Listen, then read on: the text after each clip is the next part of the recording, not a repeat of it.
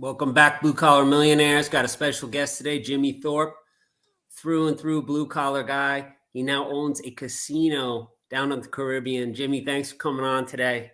Tell us your story. Tell us about your beginnings and how you got to where you are now. Oh yeah, man. Yeah, I appreciate you guys having me. I know we talked about this several months ago, and it just finally all lined up for us here. But so yeah, man. The background grew up. My dad was a contractor. I grew up basically, all aspects of residential construction, from painting to framing to hanging drywall to concrete work, picking up trash, whatever had to be done, uh, all my life. So get to high school, and I said I'm getting out of that contracting world, and took I took welding in high school and started welding for a little bit, and you know I was a certified welder my senior year of high school. Picked that up and did that for 6 7 years. But the whole time I was welding, I was still building on the side, building decks and building garages, and just I just couldn't get away from it. I built my house in 2002 3, and just and then I got my builder's license and just took off from there. Started doing developments, high end renovations, new construction, uh, commercial, residential. Um, Sold it. I got into the bar and restaurant business in 2007, 8, 2007. Um, we had about 70 employees in 2008, 9, 10. Just 70? Yeah, we had about 70 employees. We had 5 different businesses at a time. Between I got my residential license first, right? And in South Carolina, if you have your commercial license, you can do both. Which, so ended up having a residential division, and then I got my commercial license, and then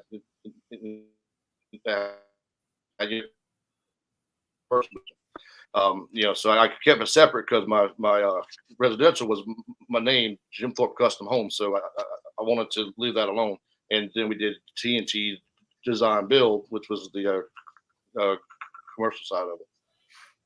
And then we got in, like I said, the bar and restaurant, 2007, 8, 9. Luckily, during the downturn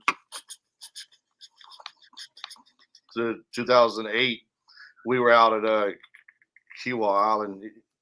If you guys know where that is, just right south of Charleston. So we were doing like really, real high end renovations, and that took us through through the downturn. I mean, we basically exploded in 2008. Wow. When all the other contractors kind of was going under, we were really taking off with high end there. So fast forward till 2012, we sold everything. In 2012, sat around for a while. I didn't do much. I told my wife I had to find a job. So I went work for the railroad. I just applied for jobs with good benefits. I went work for the railroad. A year later, my son was diagnosed with cancer. Luckily, we had great insurance working for the railroad. And then in that world, we learned there was a lot of kids that needed the handicap bathrooms, and just us being your contractors. So we started contracting again, really just to help the kids that needed handicap bathrooms, and wide doorways, that stuff. And then it just kind of escalated into us, developing again, working for the railroad and building, and I mean, we can keep going. But long story short, about 2017, 18, I had about 9 or 10 houses going, custom homes going. I was just about to leave the railroad, go full time and back into custom home building, and I got hit with a lawsuit that kind of took the wind out of my sails. Build build a house for the devil. I mean, we all get one, right? that was that was my one. So anyway, that was a defining moment for our lives. I said, you know what? We're going to change what we do. I'm not going to be a contractor. You know, longer. We'll start to invest in multifamily. We had a lot of single families at that time, but that's we're going to start investing. So we stopped all our contracting work, and so took up my job with the railroad. I actually just left the railroad this past February. February 6th was my last day at the railroad. So anyway, to the 2017-18, we started kind of looking into syndications, and what I did, is secretly, I wanted to learn more before I taught my family about it. Which going to find out we'd been doing syndications for 20 years, not knowing we were doing syndications. So yeah. so anyhow, yeah, man. Long story short, we met you guys and met a lot of great people in these groups, and built a great network of friends, which a lot of become family now. It's been an awesome journey. So, all right. So you've been blue collar trades entire life. You've been up and down in your business cycle, blowing and going, and then all of a sudden, not so much. Hopped onto the railroad. Son got sick in these last few decades as well.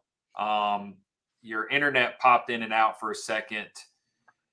Did you go over where you took the dip financially? No. So we took the dip in 2013. We sold the businesses in 2012, right? Well, actually in 2011, and we got hit with a lawsuit May of 2013 of the business that we had sold. So the lawsuit was what it was the people that we sold it to, that they didn't qualify for the lease, which was a 10-year lease, and they didn't qualify. So we were still tied to that lease for somehow or another. I don't know how we were tied to it, but so right in the middle of battling this lawsuit about, it wasn't even our debt. We was out of it. We done Right. sold it. So my son got diagnosed, July 26th. So only 2 months later, at battling this lawsuit. So we, I went to the lawyer. I said, man, what do I do? I said, I my son just got diagnosed with leukemia. I can't fight both these battles. And the lawyer said, I got no doubt that we can win this, but it's going to take a lot of money, a lot of time. He said, this is not your debt. He said, file Chapter 7, which is business bankruptcy, and concentrate on your son. So we filed Chapter 7 in October of 2013. So we concentrate on our son. I mean, we spent months in the hospital. So, looking back, I could have maybe done things differently, but at the time, that's the only, my only focus was to keep my son healthy. So, Yeah, dude, how did that affect you as mentally as a business person when you had to file Chapter 7?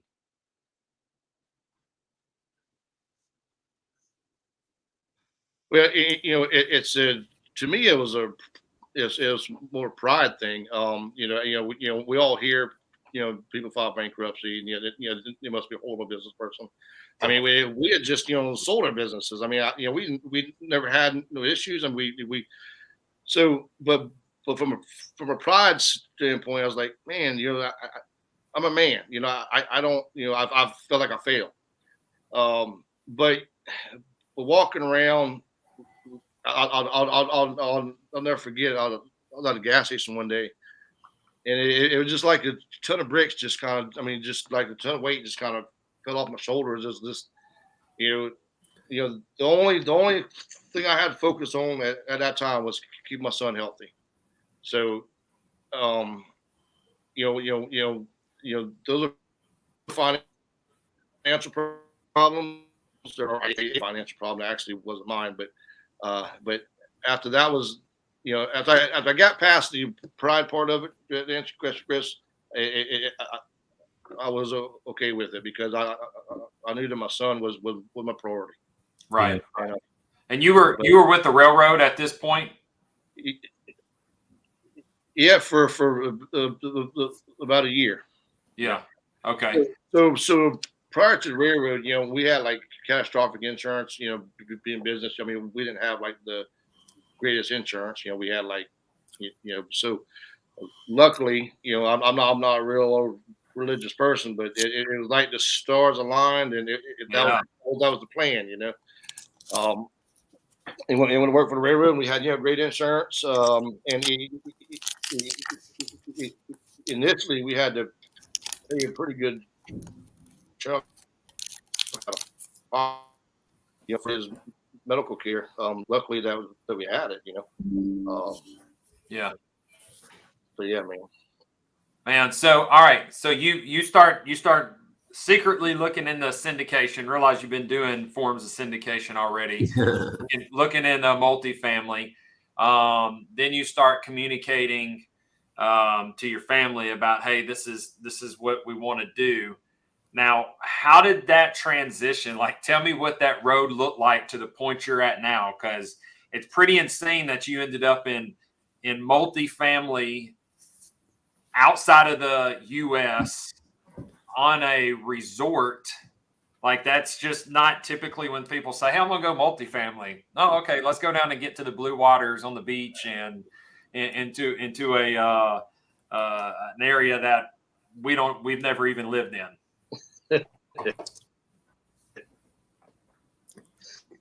And as business owners and entrepreneurs and all, we're all opportunists.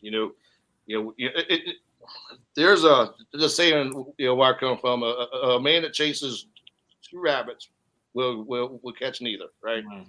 And I'll get back to that in a minute. But so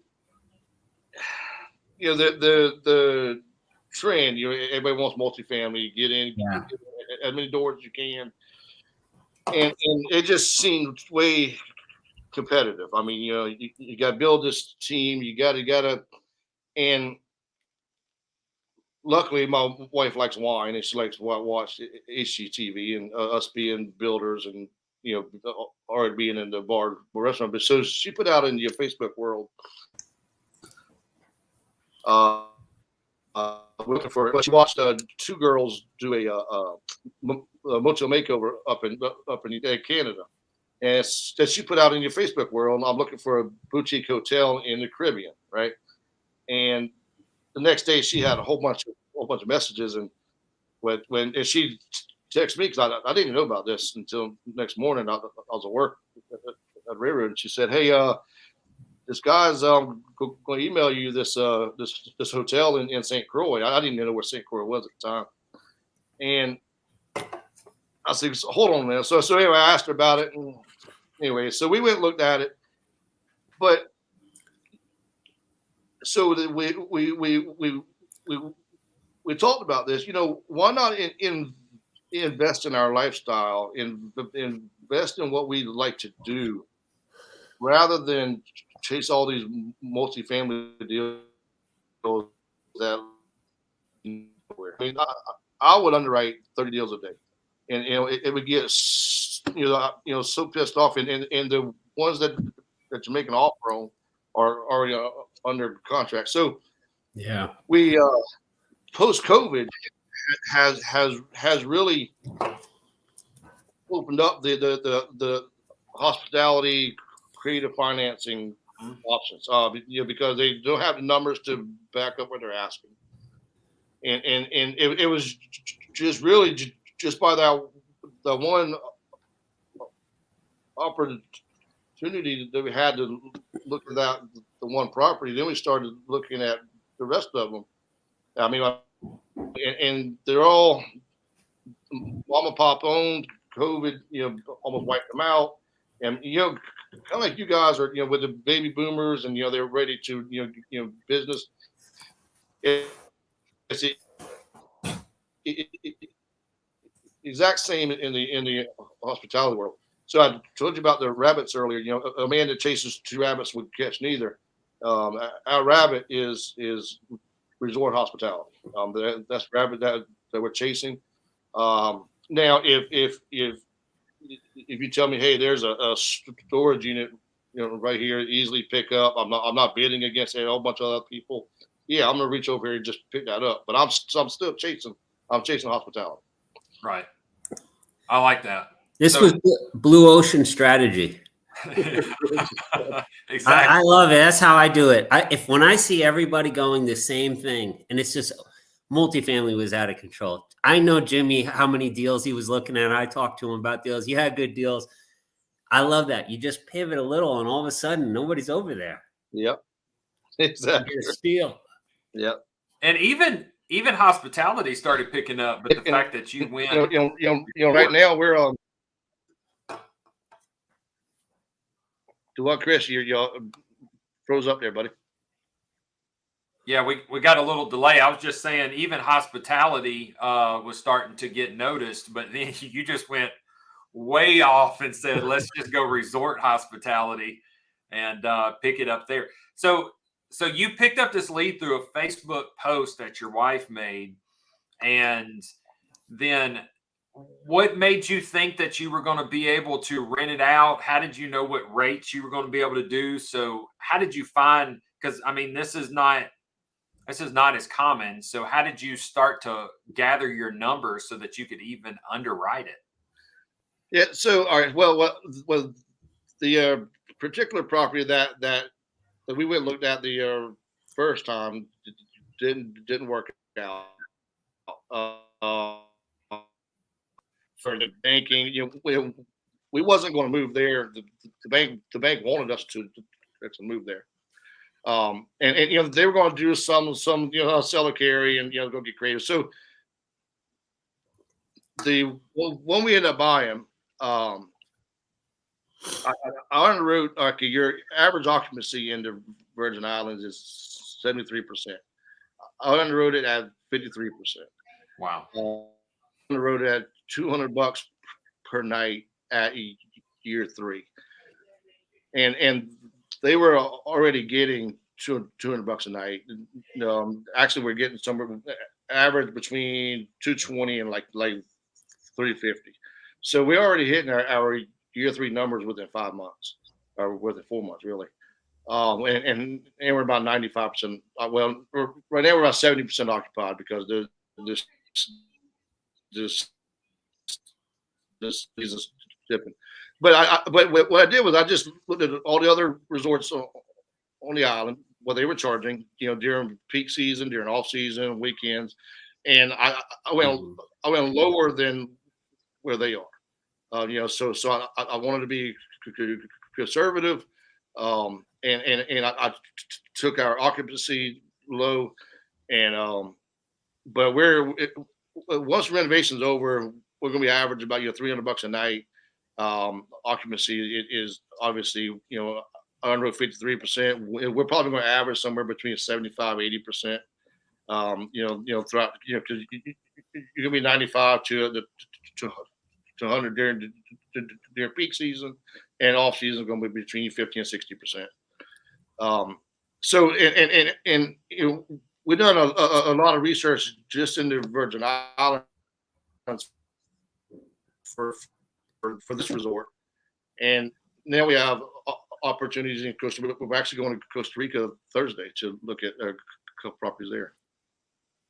Wow. So I know this is real estate, but at the same time, since you went hospitality route, dude, I mean, you're really running a business. Like, what's some of the challenges? Yeah. Not that real estate's not a business, because I mean, you build it up big enough, it's not one or two houses over here just kicking off a little bit of mailbox money. I mean, you are running a team and maintenance and everything else, but hospitality most definitely. So what are some of the challenges you ran into with running it as a boutique resort hotel? Number one's manpower. That's always number one. One of the biggest challenges that we had for this particular property is changing the mindset or changing the atmosphere of the people that's been there for 18 years and 12 years and the 3 years. So they're all used to the way that they've been doing things. So to implement a change in atmosphere, we had to just let them know, hey, you're on board with us. This is where we're going, but we need we need the I'm gonna go backwards a little bit. I watched a video about about 6 months ago. They were talking about how is so much more successful than Burger King and everywhere else. So their mascot's a clown. Their biggest meal is the the, the Happy Meal, the playground. So they're in the happiness business, right? So that's the way I explained it to all of our people. We're in the happiness business. People coming on vacation, positive attitudes, this, that, and that. So manpower was number one. Learning all the taxes and all the fees that everybody's got their hands out on the island. I mean it's just a learning curve, man. Sure. But the biggest challenge that I've seen so far is just manpower and just getting everybody on this same thing. Just like probably your business. You get guys that come in here, they just want a paycheck. They're not. They don't care about you or your business. They don't get paid on Friday.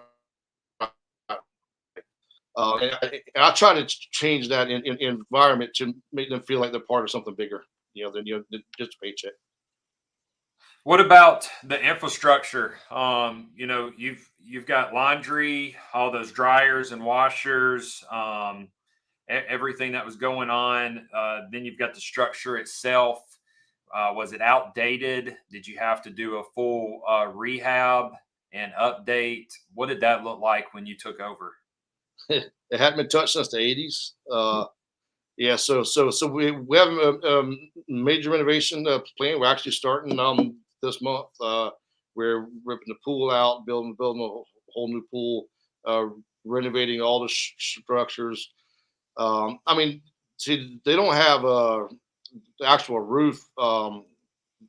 They have plywood painted with this rubber. I can't remember the name of it, but it's painted with this rubber paint on the roofs, and once every other year it's got to be recoated.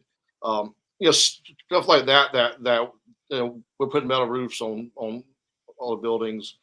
Laundry service. We moved in there. They had I think one washer and one dryer working. We bought new washers. We bought new dryers. There's constant maintenance.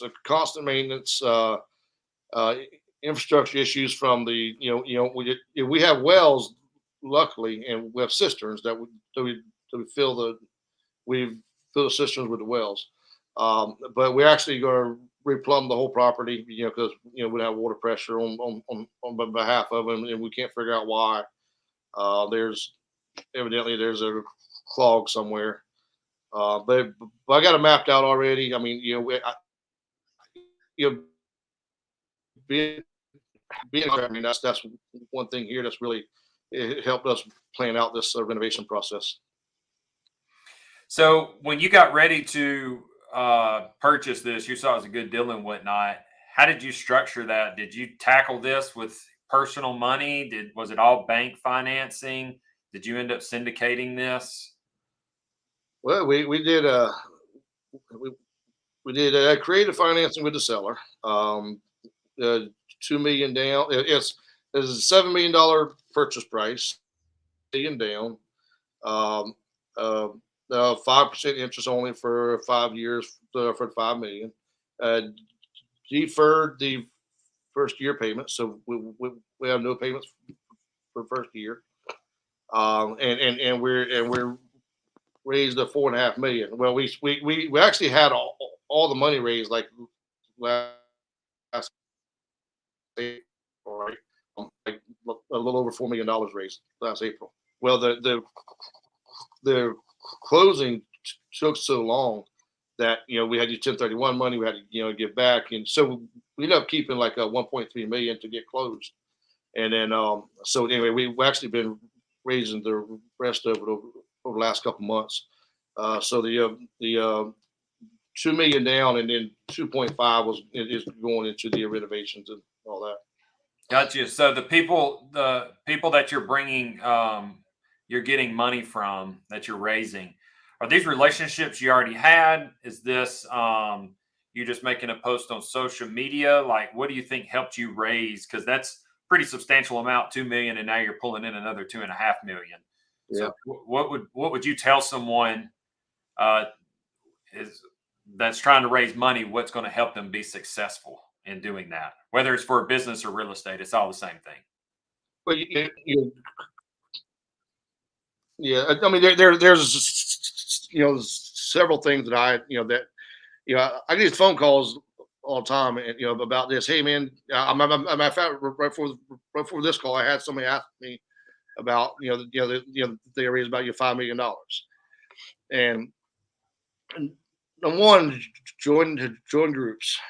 Join you guys. You guys group. You got a war room there, and you build relationships within your groups. That has been, I'm gonna say, by far our biggest, the catalyst, for us is joining the groups. 2 years ago, would I have paid, thousands of dollars to be part of a group? No, I had the mindset of I'm not giving you that's just a waste of money. Man, I was wrong. I was Kevin. Your post last year, man. I've shared that thing over and over and over about why it's important to get in the groups, to get around people, and do what you say you're going to do. I'll give you a prime example. The Kevin, that Big Spring deal that I talked to you about last year, the one that was supposed to be this great deal. Well, it ended up not being a great deal. It ended up kicking our ass. The Texas deal? Yeah. We're actually selling it right now, and it's not even halfway done. It's been that thing has been a nightmare. Now, if I would have been there, it would have been a whole different world. But we can go on and on about what happened. But anyway, but luckily, being business, we can pivot. We have two pivot points. We can either sell it to someone else, or we restructure an LLC and buy it from ourselves, and then we restructure it. But so anyway, get back to answer your question, Chris. Get in the rooms, talk to people, do what you say you're going to do. I mean that's number one. I mean, don't. And the other part is branding, which I it's really difficult there for me to say this out loud, but branding yourself, we don't really we by default we become the Caribbean hospitality couple, or however you want to say it. So by default we get a lot of these a lot of deals, and people wanting to invest in what we're doing because it attracts their lifestyle. Mm-hmm. Really good. I want to talk about it because Jimmy, I think you did a great job of that, and I'm just going to piggyback on what Chris said. 'Cause so many people ask Chris about this, and we see it in the war room or anywhere. You have to be able to raise capital if you don't have it, and you have to start early. So why did I was going to invest in Jimmy's deal in Texas? It just got delayed, and I went and put money in something else. The reason I was going to do it, number one, Paul Vincent recommended you. He recommended I talk to you. That could, when I really think a lot of Paul. So automatically, so when you get vetted by other people, then I saw that we had a lot of kind of high level people in common. You were from Charleston. Then when I talked to you, Jimmy knew like the deal upside, inside and out. That's a number. That's like the biggest thing for me. It drives me nuts when somebody talks about a deal and they keep saying, I don't really handle numbers. My partner handles that. Like, well, then get your partner on the phone. So what are we talking about then? Like, it makes me feel like they're like not really in the deal. Yeah. They're just trying to like raise money, and they'll stick anybody's cash anywhere. They don't even know what they're investing in. Yeah. And then the other part, which I think is the hardest one to learn, is you have the background, you have a history, like you were building homes and stuff. So if I was going to invest in I know you know every piece of that. Two people don't want to do that. They want to skip that step. Yeah. We all seen guys, people get into real estate and they learn it, but they have no idea what they're doing in the beginning. I don't want to invest in that. I want to know, like, yeah, this guy built a bunch of houses. Yeah. So if you're putting this big pool patio bar that I saw you building out there, I know you can build this thing. It's not your first rodeo. So those are key things. Yeah. That's what everybody has to do. And then that last part you were saying, I felt the same way. You didn't want to pay the $1,000 or whatever it is. But the truth is, the people who don't want to pay that, they never really probably raise the money or buy the $2 million business or buy the 100-unit apartment complex. There's exceptions, but you got to be in it and go deep. Yep. I agree 100%, Kevin. It doesn't work. You can't just like, hey, on the weekend, I'm going to raise $2 million. It's not going to happen. Yeah, no, it's not. Yeah, I still like. I mean, we have people like, I had somebody call me earlier wanting to put $250,000. Ask me, what we have. It's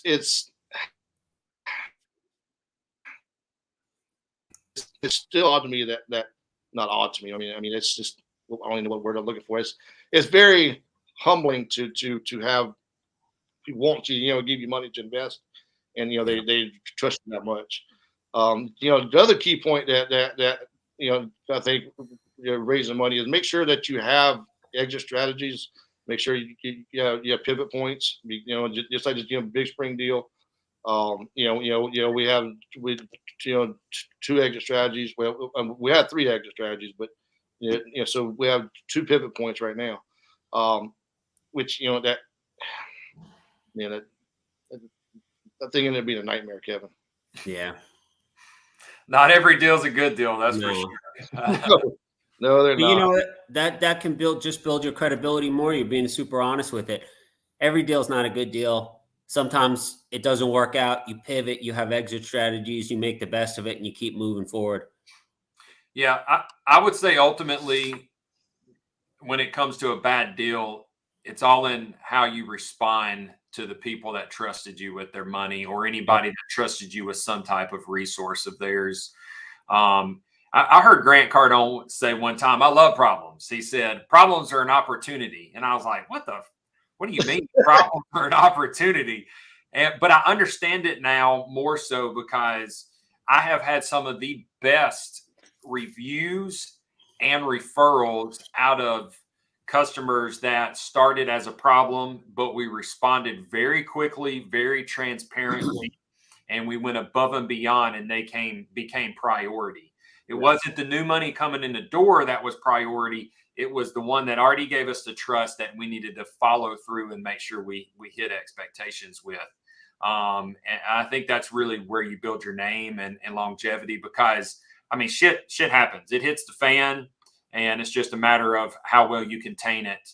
That really people perk up and say, "Oh, he does what he says he's going to do." No, 100%. And in business too, you have problems. I always tell my team, it's an opportunity to build our brand, to build. You can get references out if you fix a problem and you are on top of it, and then you exceed what they're expecting. Yeah, that's what we do. You will make money off that problem. Yeah, I call it pressure tested. You know, like every business has to get pressure. I mean, you got to get tested to grow. And probably because it's a example down here in the St. Croix, we got a little small kitchen, right? I mean, and you know, we do well on a day-to-day aspect, but when we have these big groups, I mean, there was just one night, man, the cooks and the waitress staff, and everybody was just fighting. So you know, I went back there and shut the kitchen down for like 2 hours, let everybody catch up. I had to talk with my chef. I said, man, you're a leader. I said, your attitude, everybody else is going to adapt your attitude. So the next day we had a meeting. I said, hey, we got pressure tested last night. That's great. That means that we're growing. Yeah. So let's make adjustments for today. And that day, it's because it went phenomenal. So you got pressure tested and make adjustments, and I mean, just like the game of football, you know, if you're trying to run the ball the whole time and they keep stopping you, just try a different play here. That's the truth. Just like a lot of real estate guys have found now, when everything's going well, they're all over Facebook and everything, and now things are changed, and you find out who's who. It's an opportunity to learn about yourself and to pivot. So don't be scared of it. But a lot of guys fall off. Yeah, I agree, man. So, Jimmy, tell us let's go ahead and I'm not going to call it a pitch, but it kind of is going to be a pitch. So you're still trying to raise a little money for the rehab. Do you have that structured out, or is it just based off of what the needs of your potential investor is going to be? Like, let's throw it out there, because we might have someone that says, dang, I like this guy. I've seen him before. I see who he networks with, and they love the fact of thinking that they could be on a deal like what you got going on.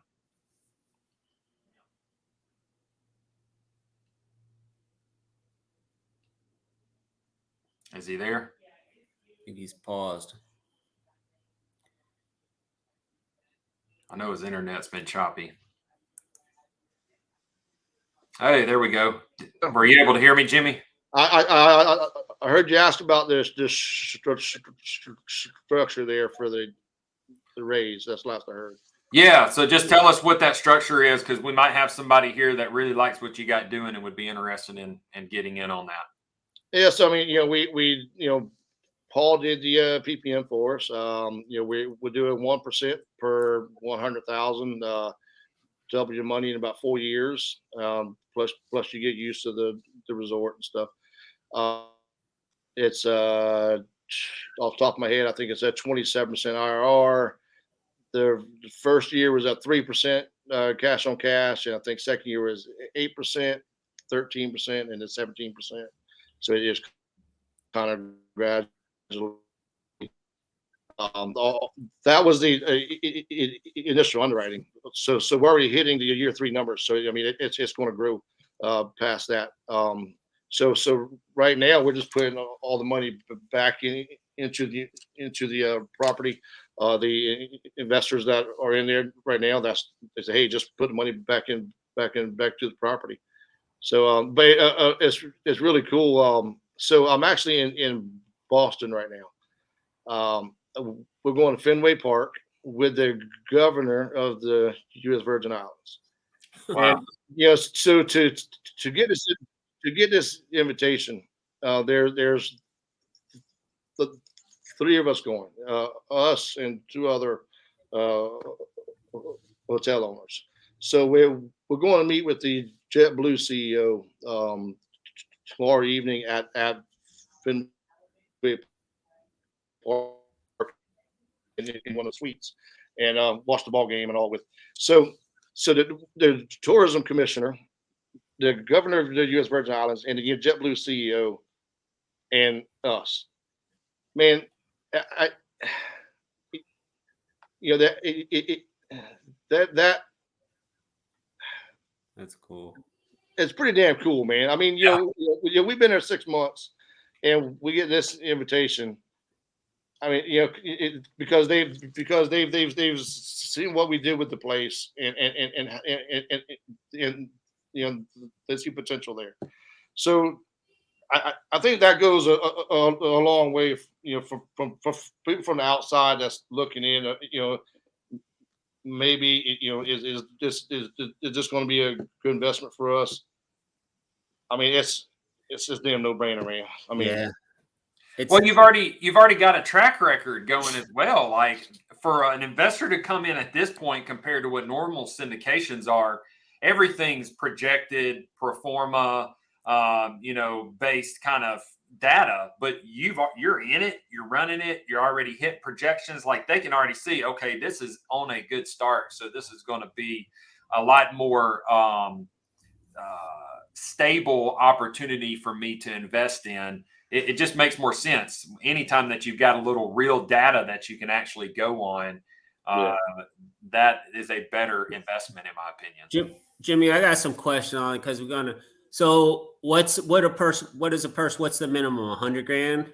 Well, no, we the 50 is the minimum. That'd be 0.5%. All right. So say they put 100 grand in, they get 1% equity. Yep, 1% equity.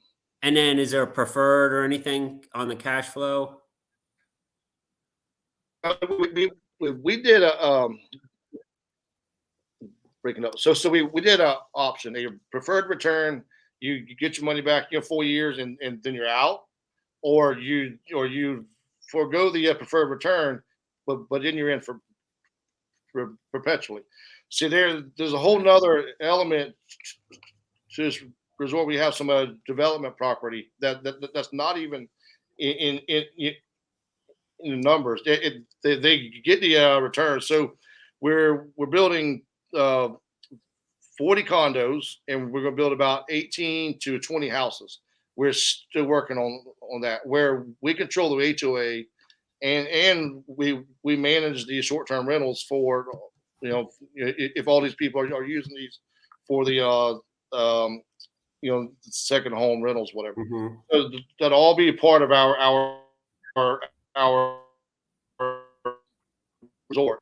But we're waiting for the renovation to be done, so we can use that as the attractant, for the development. I had a guy What do you think? yesterday about building the first house there for himself to use that as the model house. The person that takes the 1% equity, what do you think when this is all stabilized and done? What do you think the value of that 1% would be? Well, it's 2.2x over 4 years. Okay. Minimum, so 220 grand. 220 grand. And then how does it work? They get access to the place for a few nights or something like that. They can come down there with their family. Yeah. So we did. You put a 500 grand, you get 5 weeks. 250 grand, you get 2 weeks, and you get 50 to 250, you get 1 week. But this is what I tell everybody, and we had a line item, whatever. So as long as we have a opening, especially during off season, you're always welcome to come. During off season. Now during the peak season, we gotta make money, right? Sure. So peak season is like 90. Like hell, we were 95 to 100% from like mid-December until like a couple weeks ago. So this is what I tell everybody during the off season. You're welcome to come anytime that we have room. Yeah, but we have line item stuff to say, hey, 500, you get for 5 weeks, and 250 2 weeks, and but That's cool. It'd be cool to come visit a resort, but you own part of it. Absolutely. I mean, that's pretty boss to tell your wife, whatever. Yeah, I own this place. we I mean, have it's some true. people. It is cool. It is cool, man. They come down. We have some of them already come. And they're like, man. So one guy he put in 500 grand in the place, and he come when we first closed, right? And then he come back in a February, and he's like, man, what you've done here in freaking 4 months is amazing. Yeah. Wow. So to get that kind of feedback from especially somebody that put 500 grand in, and he's that happy with everything, that makes me feel good. Jimmy, where are you and your family staying? Well, we stay at the resort. So we have some some duplex up there, like that's like walk through door. So my wife and I took one of those, with one side is nothing but Amazon stuff, they were ordering, like, all the room decoration stuff, and then we live on the other side, and then both my kids are there. My daughter's actually moving to Nashville, but both my boys are there. They're right beside us. That's cool. So we basically took up four of the units. We have one other guy that's living on site. That's basically my right hand man. I mean, he helps me manage everything. He helps me, and we pay him $500 a week, and then he helps me. I mean, just it doesn't matter. He's there to do whatever. It's actually kind of funny how this happened. His wife is a travel nurse. They come to stay. He's a retired police officer. So she left and went to Oregon. So he said, "Hey man, what if I stay and help?" So he just gives me a hand with everything. We should do a blue collar millionaire event there. Hell yeah! How about that? That would be cool. We should. Hey, there's we can talk about this also, but there's a castle there that built on the island, was built for Arabian princess, and so that's where all these events are basically held at. So we can stay at our place and have the event up at the castle, and this is badass, man. It's really cool. Good friends with the guy that owns the castle. So that's cool. We should definitely do it. Jimmy, how does people hook up to you, man? How do they find you? Facebook's number one. I'm always on there. My number, I don't know if I can write it on there or whatever, but I can. I'll post it in my cell number, and I mean I give my cell number out to everybody. Always text or call me. Messenger. That's the Facebook's number one. I run this Caribbean mindset page. I don't know if you guys are on it, but see, when I started that page, my idea behind that was to interview different people from different islands about, hey, what does it take to own a property? What does it take to foreclose a property? What is, and so I think we got about 1,700 followers on that page now. So I think I'm going to start that here pretty soon. Yeah, I'm a part of it. I'm glad you mentioned that. We'll get that posted in the comments as well. So, dude, man, I love this story. I always love the resourcefulness that you hear from entrepreneurs. I mean, me and Kevin are extremely blessed to be able to get and listen to so many different I stories. love it. Yeah. And almost every story, as a matter of fact, has a level of adversity that they've overcome, a big level of it.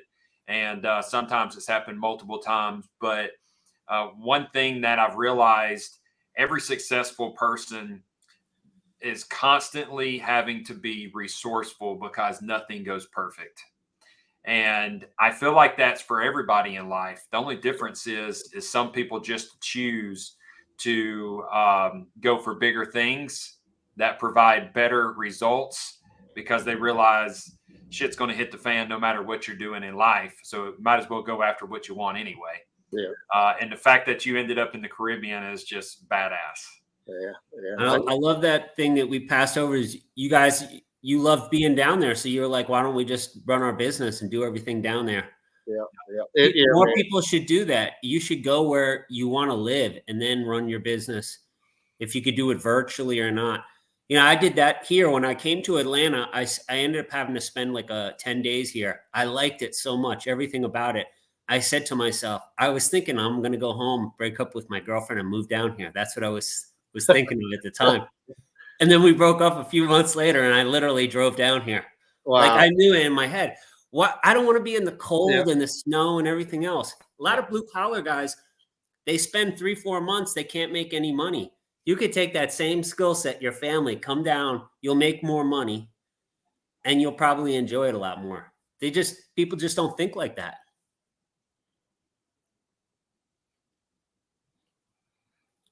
I lost Jimmy. Yeah, I got to get down to this resort. Yeah. Chris, we might have to do it. That would be cool. Well, I saw him at Puerto Rico at Tim's event. And so we were sitting there chatting about his resort while we were in the tropics. So it was a pretty cool conversation. If he'll pop on here, we'll go ahead and end the show after he pops back on. Yeah, there we go. I'm not sure if that's mine or yours. It's yours. It's on your end. You're in Boston instead of at your resort, so the internet's bad. Yeah. No. Shoddy in Boston. Well, man, we just wanted to thank you for the internet. We just wanted to thank you for your time and appreciate you sharing your story. And drop your phone number in the comments when you get off this. That way, if someone's interested in getting in on that deal, they'll be able to reach out to you. I appreciate. Yeah, drop your info in there, Jimmy, and the link to resort, everything.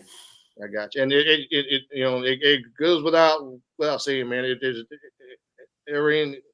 Anything you guys need, man. I'm always the phone call away. So Yep, we feel the same way. Yep. All right, well, Jimmy, thanks so much for coming on and sharing your story. All right, guys, y'all take care. Have fun today.